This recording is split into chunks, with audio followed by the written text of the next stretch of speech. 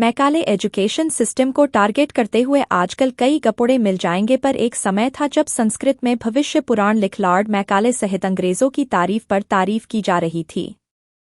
यही नहीं, गुरुंड अंग्रेज भारत में क्यों आए इसका भी जिक्र भविष्य पुराण में देखने को मिलता है। त्रेतायुग में राघव ने जब रावण की हत्या करने के बाद जब वानरों को आशीर्वाद दिया, तभी अंग्रेजों की भारत में आने की पटकथा लिख दी गई थी। यानी अंग्रेज भारत में खुद नहीं आए बल्कि उन्हें लाने की पटकथा ईश्वरीय थी। कम से कम भविष्य पुराण के लेखक का यही कहना है।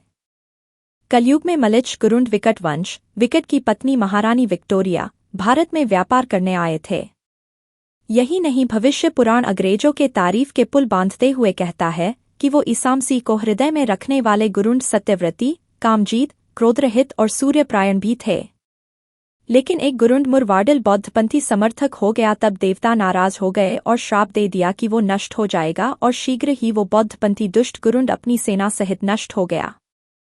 फिर आया लॉर्ड मैकाले, जो पहले के 7 गुरुंड की तरह 8वें बौद्धपंथी गुरुंड को छोड़कर नवा वीर्यवान शिक्षाशास्त्री था और न्यायपूर्वक 12 वर्ष तक राज्य किया।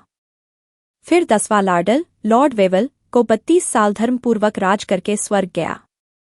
सवाल है 10 गुरुंडों अंग्रेजों में से सिर्फ 8वें गुरुंड के प्रति ही देवता नाराज क्यों हुए, क्योंकि वो बौद्धपंथी समर्थक था।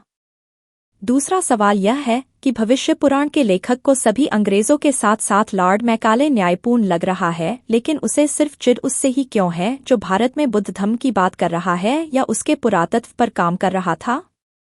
तीसरा सवाल कि धर्मग्रंथ तक में जब लॉर्ड मैकाले को न्यायप्रिय बताया, तो आज धर्मग्रंथ को अपना धर्म मानने वाले लॉर्ड मैकाले को बदनाम करने का नाटक क्यों कर रहे हैं। जिस समय विरोध करना था उस समय उसे न्यायप्रिय बता अपनी किताब में संस्कृत श्लोक बना लिखकर पीढ़ी दर पीढ़ी ढो रहे थे, तो आज किसको बेवकूफ बनाने के लिए मैकाले का विरोध का दिखावटी खेल कर रहे।